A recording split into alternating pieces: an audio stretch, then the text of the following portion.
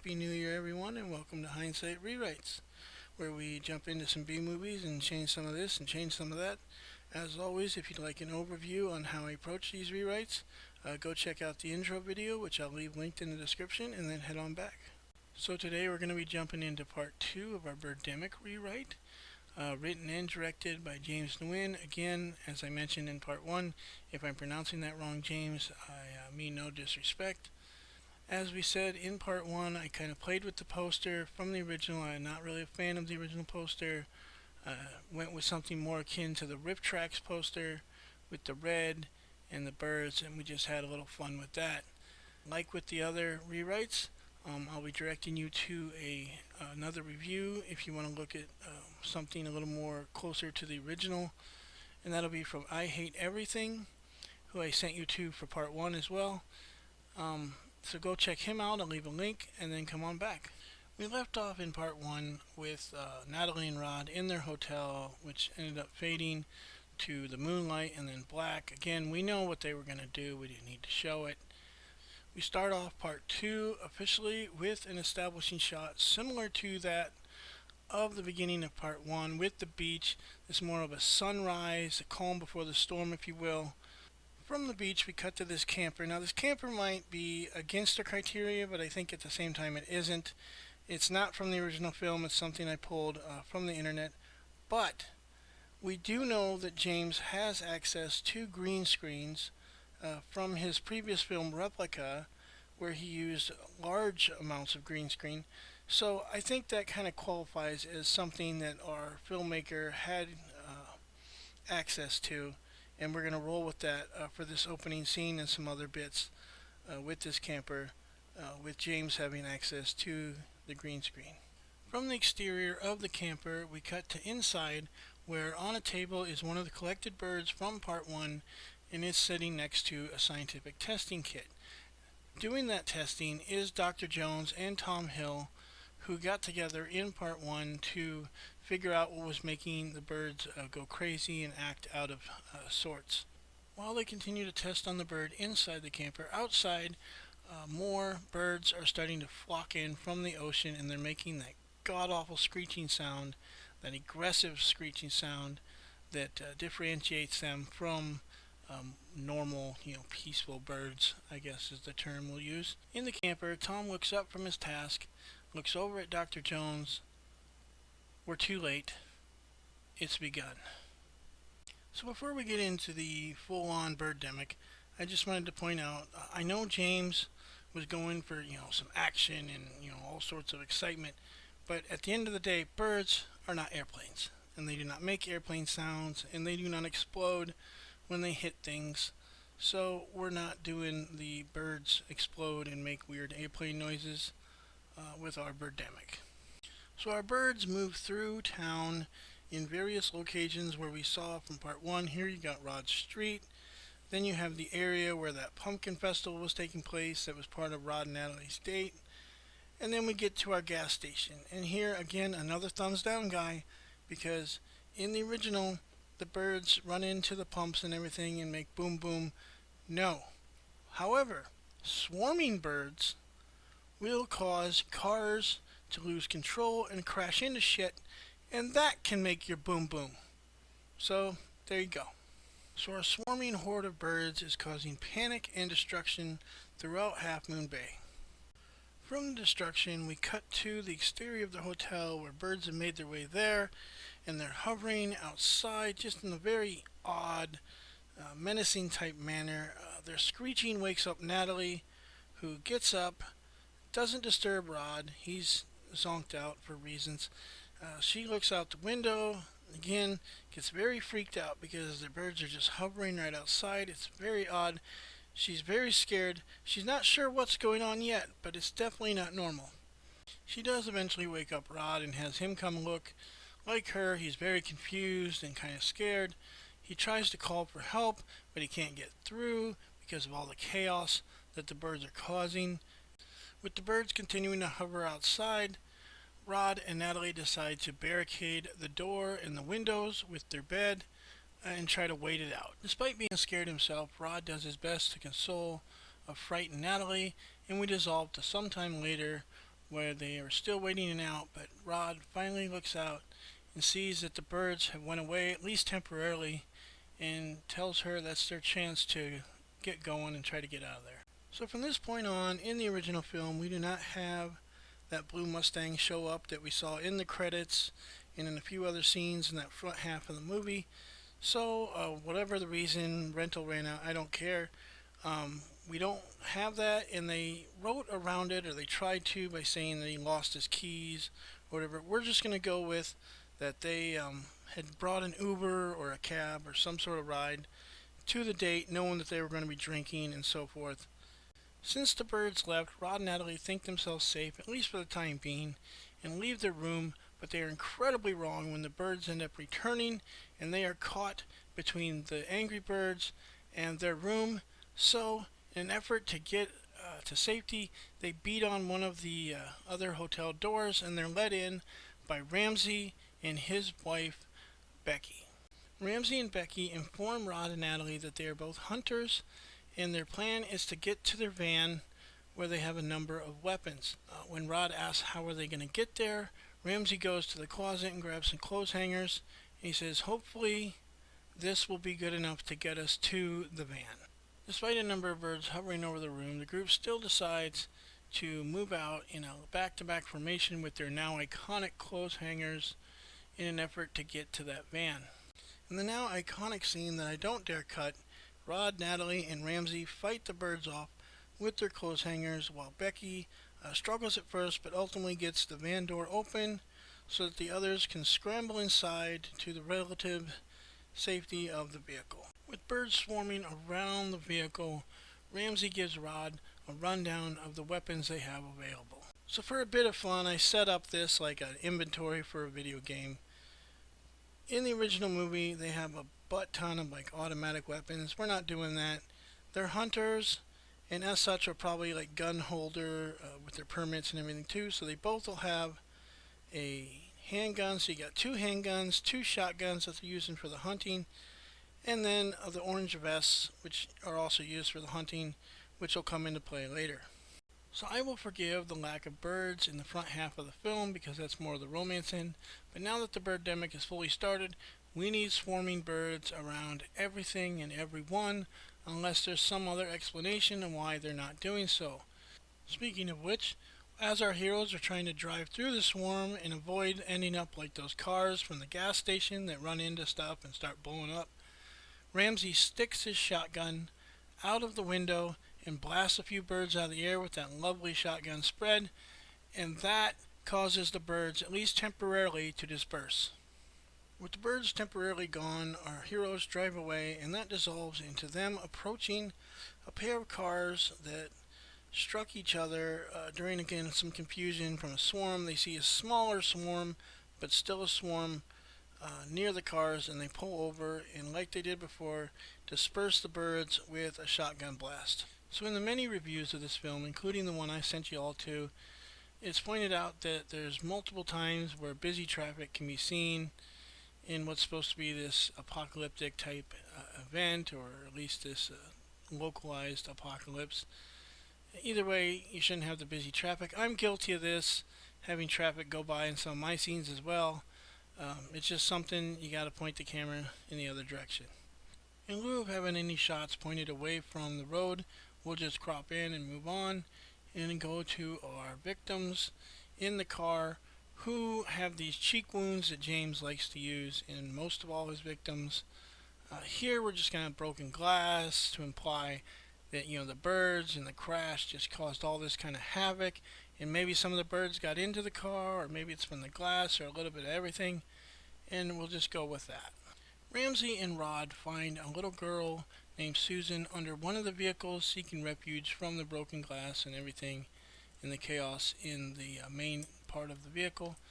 Behind the other vehicle, we have this man who's sitting there having been exposed to the birds and killed by them, and you hear pounding from the trunk. Ramsey releases the trunk, and out pops a young boy named Tony.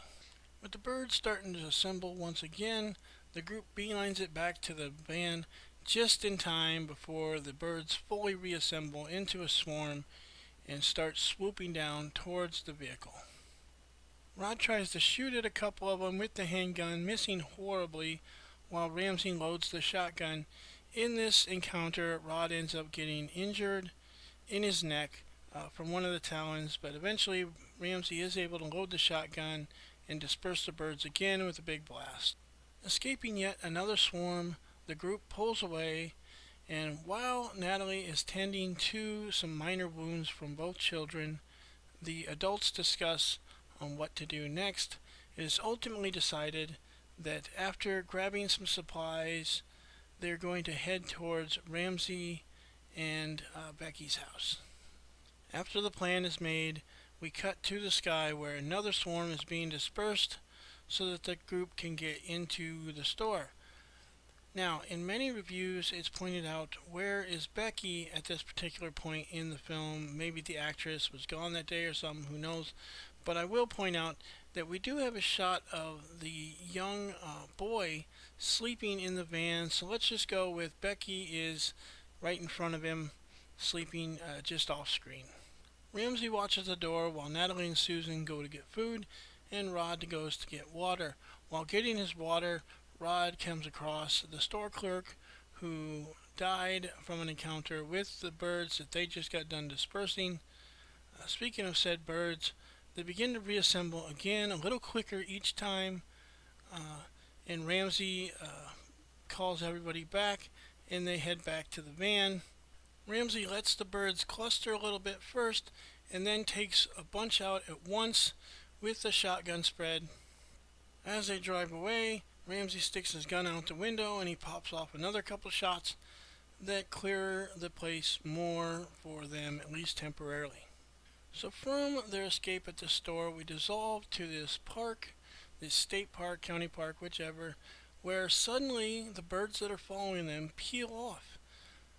And the group, not sure why, but they're also not going to question it, decide to take the perceived safety to stop and eat with no birds anywhere in sight. In the original, this is the portion of the film where we met Dr. Jones and his little, let's call it speech about global warming and so forth. Now again, I'm not going to get into, the message and whether it's good, bad, or whatever, but we're not going to slam the brakes on our movie to have a little speech about anything. I don't care what it is. Our group sits and enjoys their meal in peace, not sure why the birds aren't attacking, but they're not going to question it either. And eventually they are approached by the reason for that peace, which is Tom Hill and Dr. Jones. After introductions are made, Becky asks if they know about the birds and what's going on. Tom fields this question, responding that they have a theory on what's going on with the birds, and as far as safety goes, they shouldn't worry because they've developed a makeshift dog whistle type high frequency that keeps the birds out of the area. Natalie follows this up by asking what their theory is about the birds attacking. So here's where we're going to tackle some of the global warming message that James wanted in his film, but without grinding the movie to a halt.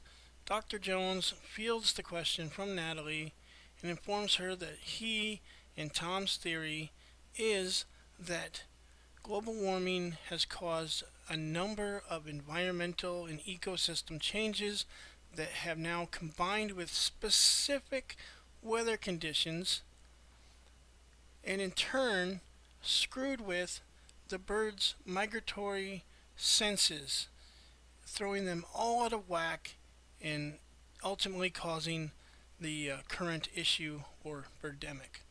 Ramsey follows this up with a question about whether they know what specific thing that could be done to stop the Birdemic or stop it from happening again, should it even stop in the first place. So Tom and Dr. Jones will take turns ratting off a few things that people can do, recycling, driving, low emission type things. But then they'll turn the conversation back that we need to focus on the immediate threat. So Tom and I are going to be going to the main beach in town with our camper, which has that high-pitched bird deterrent in it. So this place won't be safe after we leave. You are welcome to either follow us or do whatever your plan was before you got here. So here we have another fairly infamous scene from the movie where Ramsey asks Rod where Becky is, and he informs her that she's off taking a shit.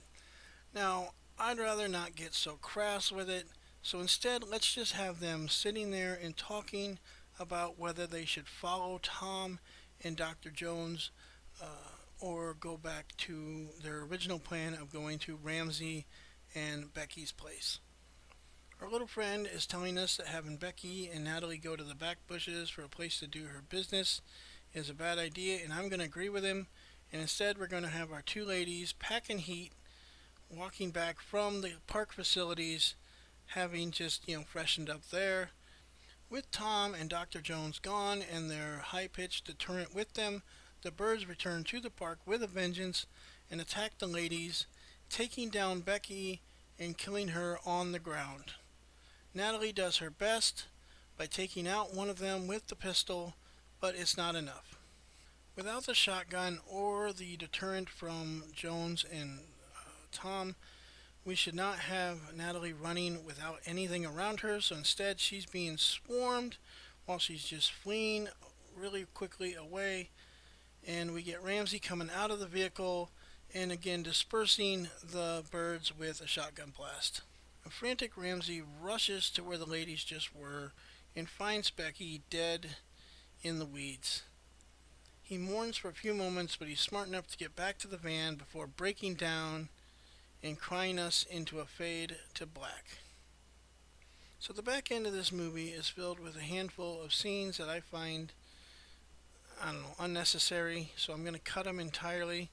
And the first of these is this Half Moon Bay bus scene, which you may notice has some characters that I pulled from this scene, this bus scene, and I plopped them into that cold open, and I think they're better served there. This is also the scene originally where Ramsey dies when he tries to save these bus people, and the birds, puke on him or something. No, I have other plans for Ramses that don't involve bird puke. So we fade in from black after Becky's death, and Ramsey's still, emotionally messed up, as anyone would be. And they've all just decided to instead, they were originally going to go to Becky and Ramsey's house, but now they're going to go and try to follow up with the doctor and Tom. But first, they need to get some fuel at this station. Like all their stops before, they have to clear the way with a couple shotgun blasts. Then Ramsey informs the group that he'll do the pumping, but they need to go inside and get a few things as well as activate the pump like you normally would do with the clerk, but the clerk is long gone, having been swarmed by birds. Rod does what he needs to activate the pump, while Natalie tries to keep the kids' spirits up by letting them pick out some candy. Outside, the birds are starting to reassemble faster than they ever have before after a shotgun, so Ramsey picks up his gun and he pops off another blast that disperses them again temporarily. After doing so, he looks on the dash and finds out that they are very, very low on shells. With the birds reassembling quickly yet again, Ramsey decides it's time for drastic measures, and he calls for the others to hurry the hell up and get in the van and leave without him. They protest, but he insists. He's like, no, I have to do this. They killed Becky. Rod and Natalie share a glance, knowing full well what Ramsey's about to do. Regardless, they don't protest his decision, knowing that there's no way they could anyway. Once they're a safe distance, Ramsey's, who's kept the bird's attention with the orange hunting vest as well as him just being more of a prime target than a vehicle for the birds, draws them in and he lights that gas station up like it's Christmas. The resulting cloud of fire and smoke engulfs the camera, acting as a transition to the next scene. So that next scene is not the cowboy who tries to steal gas. I hate that scene. It makes no sense. Even after he steals the gasoline and walks towards his own freaking truck. Either way, he gone. He bye-bye. And then, of course, we're going to be getting rid of Tom's original scene because we're obviously utilizing him in other areas. So our explosion transitions into an establishing shot near the beach where the birds are still swarming, and we come upon a accident between Rick's car, the friend of Rod's from part one, and Dr. Jones's camper. Rod pops off a couple shots to clear the area, at least temporarily, and he and Natalie rush to check on Rick's car. Once they're there, they find out that Rick and his girlfriend have died in similar fashion to the kids' parents, with the glass and birds getting through and all that stuff. Then Tom comes out of the camper and he tells them that the collision knocked off their deterrent, their high-pitched deterrent, and it's no longer working, but they'd be much safer in the camper than in the van when the swarm returns. Rod and Natalie discuss it for a moment and ultimately decide to take Tom up on the offer and go seek refuge in the camper, which is more stable and sturdy than their van. So Rod won't be pulling any fishing poles out of the van, nor will he be trying to cook anything with seaweed and the kids just wanting to go to McDonald's instead anyway. They'll all be going into the camper to hunker down with Dr. Jones and Tom while the birds rampage outside, and we fade to black. Our fade in from black shows a new day dawning, with the Birdemic ending just as quickly as it started.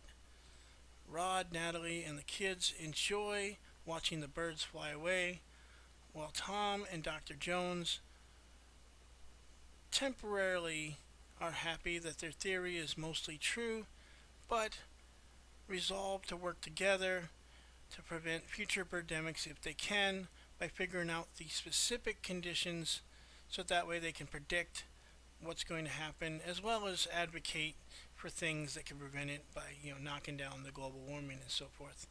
Our film will not end with an endless sea of credits over top of Rod and Natalie and the kids just staring off into the ocean.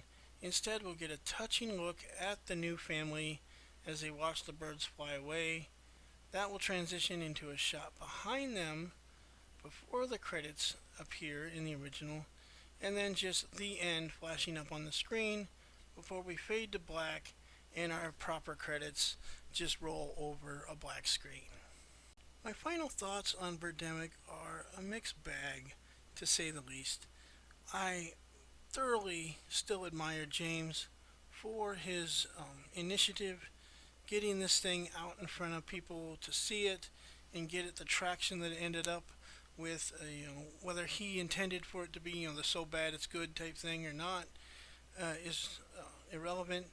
He wanted people to see his movie.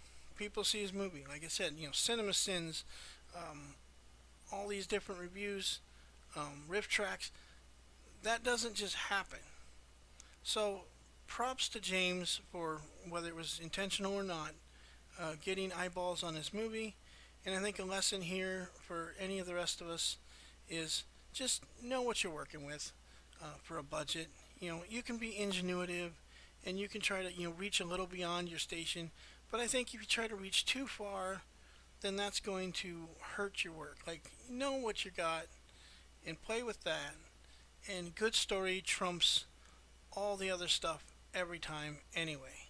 So I hope you guys enjoyed Birdemic, both parts, and I hope to see you again next time. As always, please like, comment, and subscribe. It really helps us out.